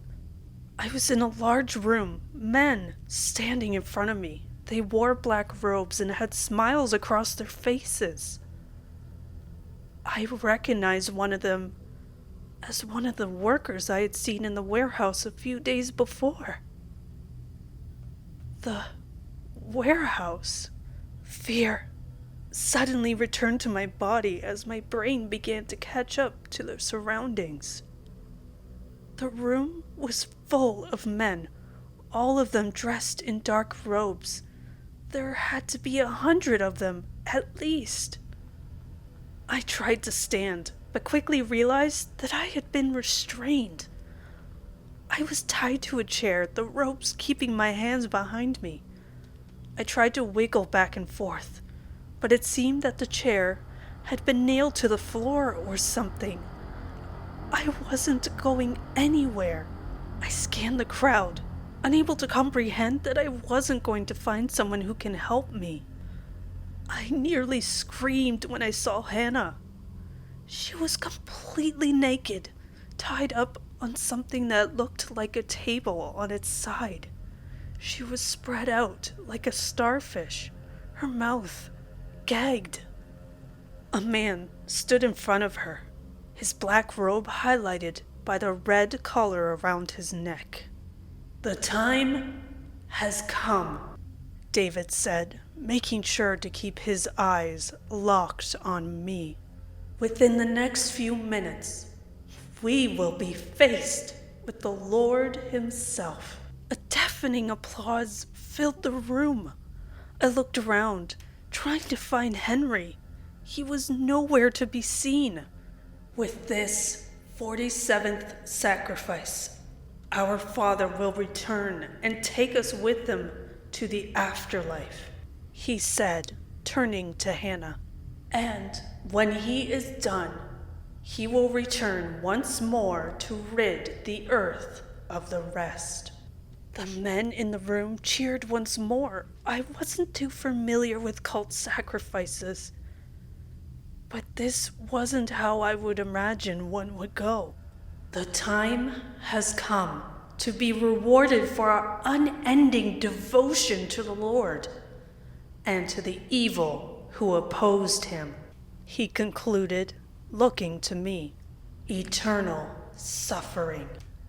With that final statement, David spun, pulling a knife out of his pocket. Hannah became visibly terrified, trying to pull herself from her inevitable grave.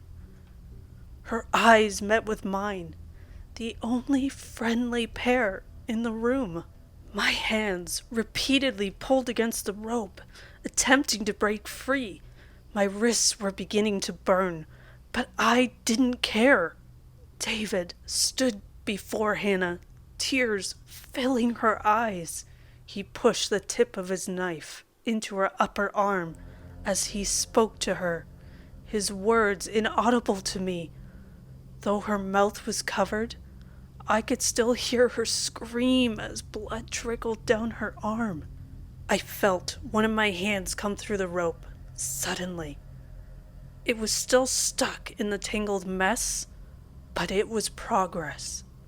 David looked to his left, holding the knife out, away from him. My stomach dropped as Henry stepped forward, taking the knife in his hand. Hannah had a similar reaction. Her eyes widened, and her screams became louder. I hate to think of what her moments were like in that moment. Henry stepped behind Hannah, no signs of remorse on his face. He placed the knife up to Hannah's throat, the girl becoming even more agitated.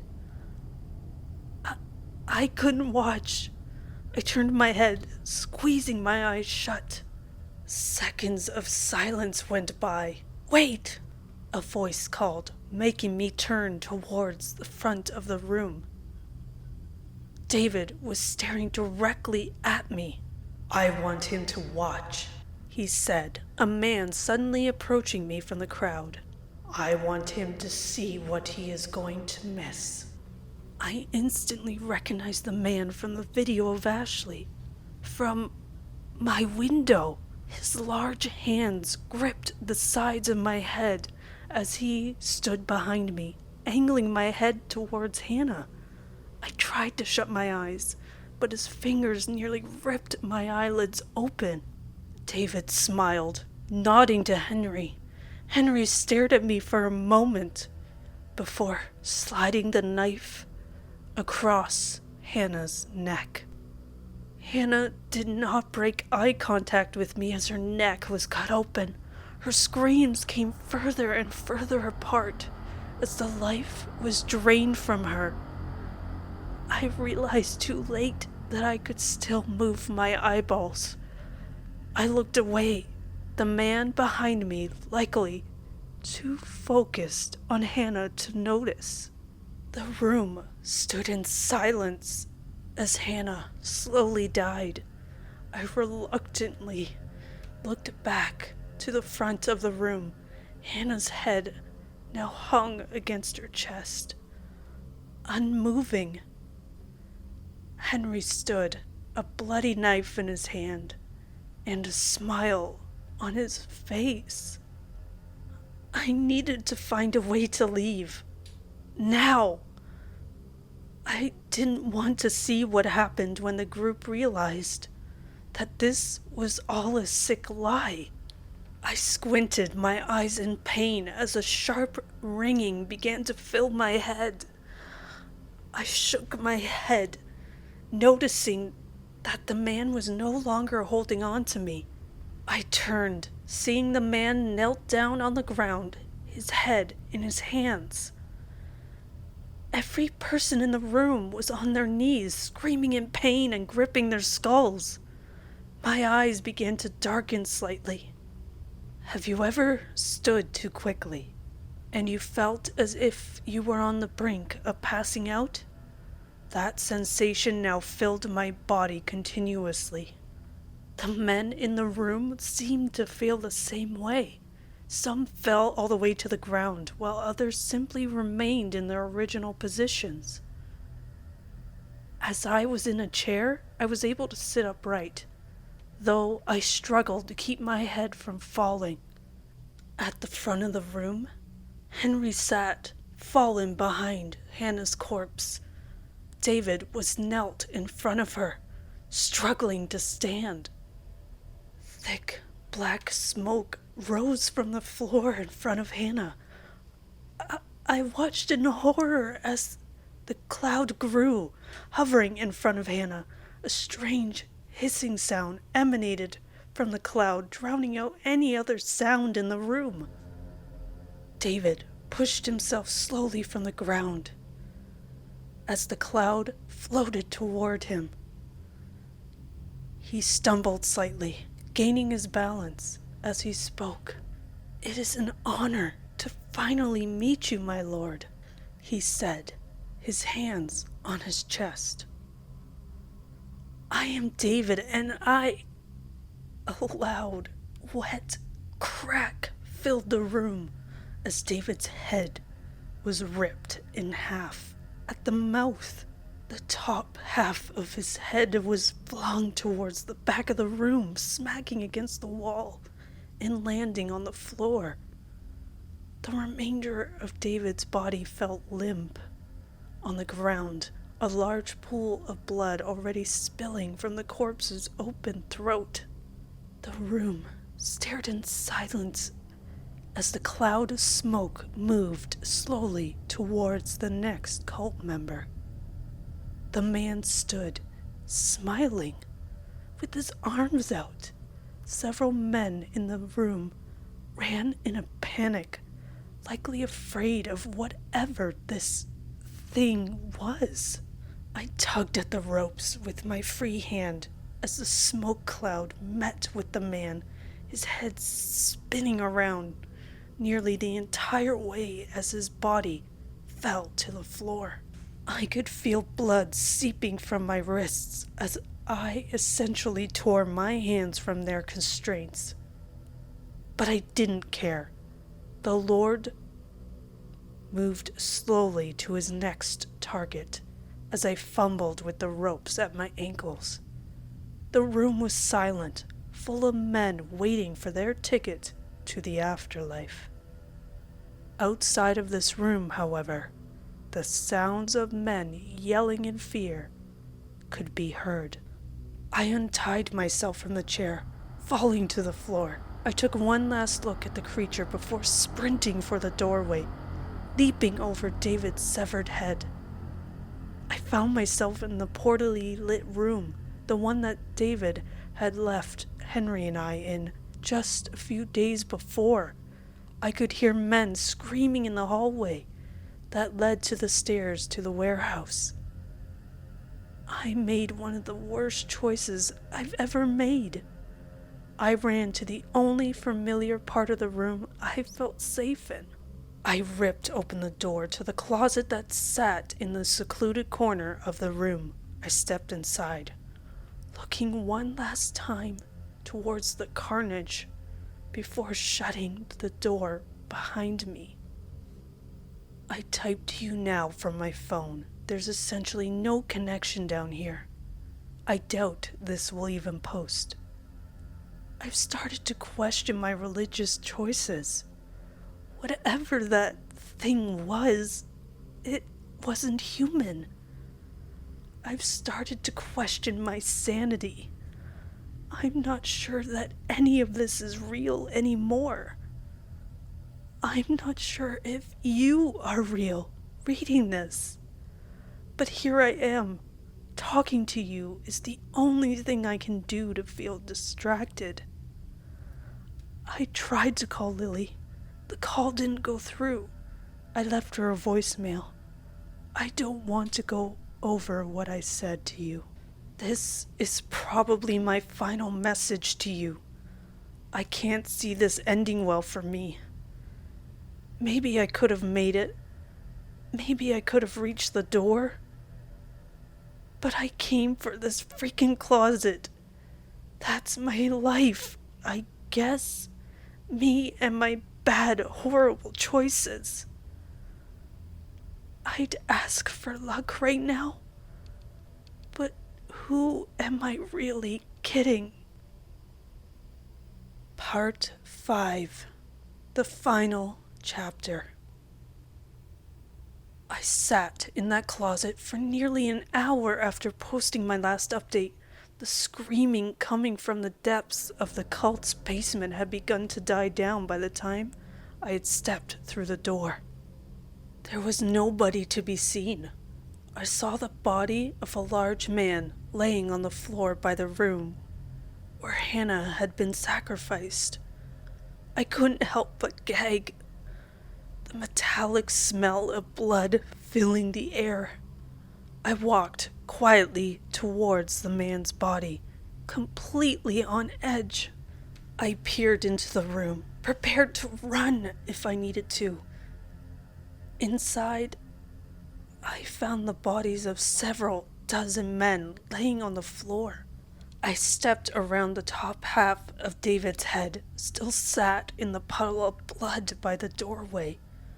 My eyes avoided Hannah's lifeless corpse, her chest and stomach covered in blood. A crash from behind me nearly caused me to fall to the ground. I could hear a man cry in pain as he was likely ripped apart by the creature. I needed to leave. I sprinted through the doorway, ready to make a run for the entrance. I stopped suddenly, tripping on myself and falling to the floor. My head smacked against the floor as the black cloud of smoke floated into the room, seemingly in my direction.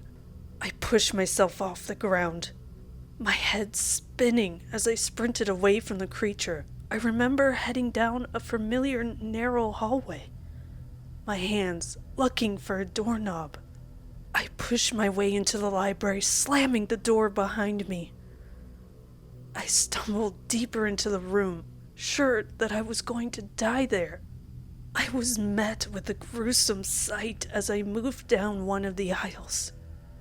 The librarian laid on the ground, his stomach torn open, his intestines laid in a pile beside him, as if he had been cut open with a blade. Blood covered the floor as well as the books on the lower 2 shelves on either side. I stepped past the man, unsure of where I was even going. I had been here before and knew that there was no other exit, yet I moved as if I had thought there was another way. The sound of the library door flying open caught me off guard. As stupid as that sounds, I placed my back against the back corner of the library, preparing to meet this so-called God. It took my brain only a few seconds to recognize the sounds of footsteps. The man from my window stepped around one of the bookshelves, a look of distress in his eyes. "There you are," he said, stepping towards me with his arms outstretched. "Stay the hell away from me," I shouted, attempting to punch the man. He was much larger than I was. He caught my arm, holding it behind my back. "This isn't what David wanted, but I am merciful in the presence of the Lord," he said, pulling me away from the corner. "I will beg for his forgiveness on your behalf." I opened my mouth, stuttering in fear. "Please, just let me leave," I said, trying and failing to fight off the man. "It is almost over, child," he said, pushing me in the direction of the library's exit. This man, though intimidating as he was trying to help me in his final moments. At least, in his mind. "Let me go," I repeated, beginning to lose my strength. My head began to feel light, as it had when the Lord first arrived. "It is almost over," he said once more. "You can rest now." The man pushed me through the open doorway and down the narrow hallway into the large room with the tables. My eyes made direct contact with the monster as it hovered in the air above a man, seemingly choking on his own blood. My captor called out, startling me. "My lord," he said, suddenly stopping his movement. "I come pleading forgiveness." The cloud of smoke did not move, the man on the floor still struggling to breathe. "Your child has made a poor choice in turning his back on you. Please forgive him in his time of regret," the man from my window cried. I tried to speak, but the man had placed his arm against my throat. I found it difficult to breathe, let alone cry for help. The Lord began to float in my direction. My eyesight began to fade. Then, I'm not sure if it was because of the creature or because the man was strangling me. Perhaps it was a mixture of both. I could see it now. The Lord. From this angle, I could see him. His face in the center of the cloud of smoke. I could barely make out the face of the man. The man had no mouth, no nose, his gray skin flat beneath his wide open eyes. Icy cold fear spread throughout my body. In my daze, my thoughts returned to Lily, her beautiful eyes, her laugh, the kiss she had given me the last time I saw her. The creature floated in front of us for several seconds, its eyes burning into mine.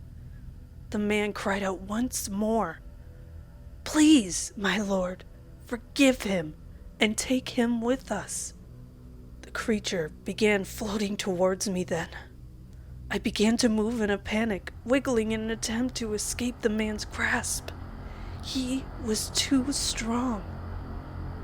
The face of the creature was too horrifying to look at. I turned my head, squinting my eyes shut as I waited for death. I felt a soft, cool sensation in my chest as the smoke made contact with my skin. A chill passed through my body as the creature moved closer. An overwhelming feeling of static began to form in my chest, as if electricity were being pumped into my heart. An odd feeling of peace passed over me. I opened my eyes, my entire body engulfed in a cloud of black smoke. The man's arm fell from my neck. A terrifying cry ripping through the air. I fell forwards, coughing from the smoke that had entered my lungs. I turned in time to witness the man hitting the floor, the back of his head smacking into the concrete. He cried out once more, his palms pressed against his temples. The man began to roll around on the floor, his cries becoming louder and higher in pitch. I watched in horror as he continued to move in this way, the creature hovering above him. A light crack pierced through the air. The man let out an amplified yelp, his continued screaming mixed with confusion. A second crack hit my ears, followed by the awful sound of the man's head caving in on itself. The pile of what was once the man's head plopped to the floor, his body continuing to spasm in its absence. My eyes returned to the creature. I hadn't noticed it turn to me. I began to scoot back, my fear reaching its peak. The Lord's eyes stared into my own for several moments. It could have been an hour for all I knew. The creature's hissing seemed to crescendo then, my hands moving to my ears. At some point, I had realized I could no longer see the creature's eyes through the smoke.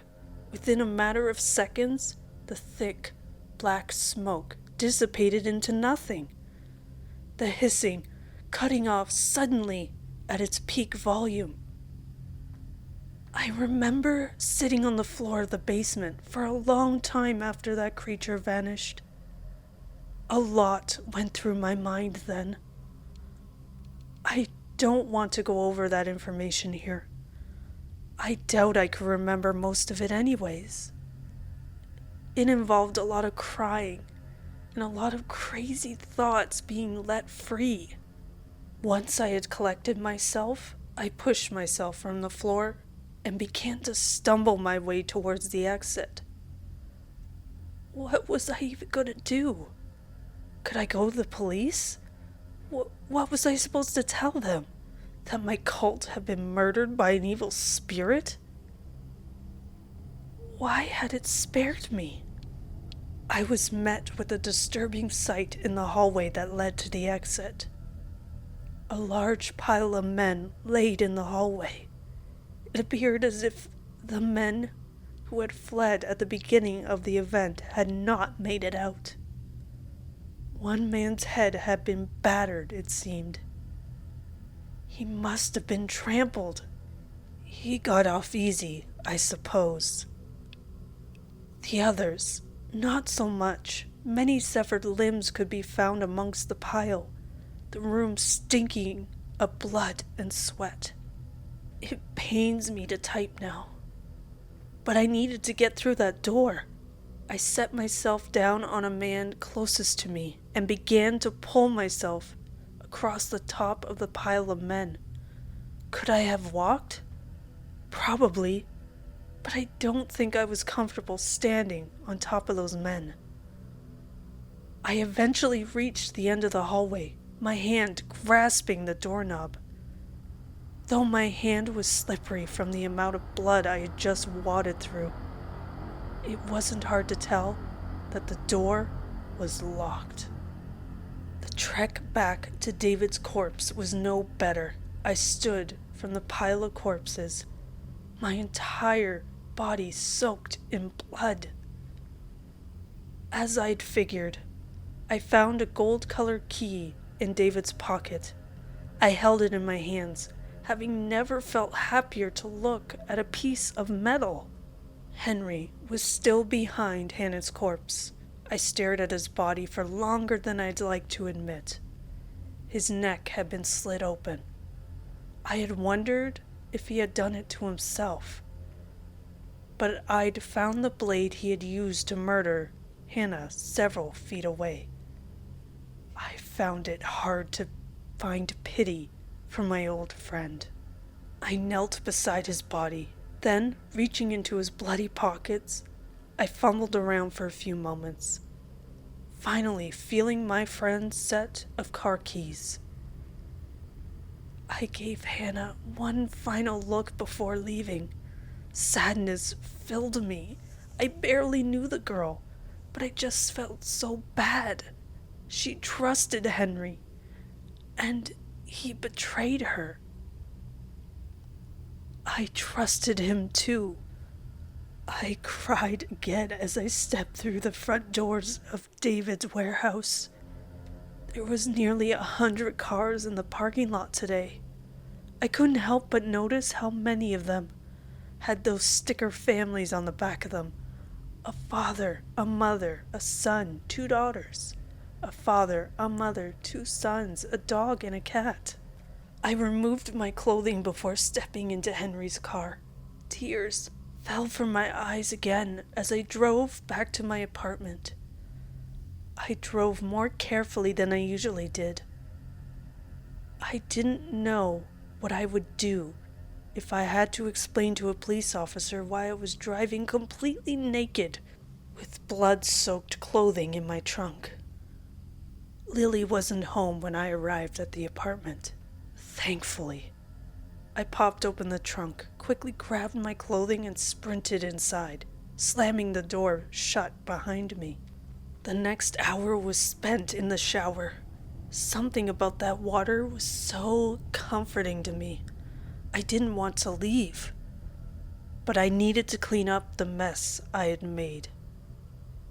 I threw my clothing into several trash bags, praying that nobody looked through them. It's not like anyone would want to. I was just being paranoid, I suppose. After throwing away my clothes, I sat on my couch in the living room and just stared at the ceiling for a while. My thoughts floated around my head the entire time, still unable to process what had happened to me. The time flew by. Lily was home before I expected.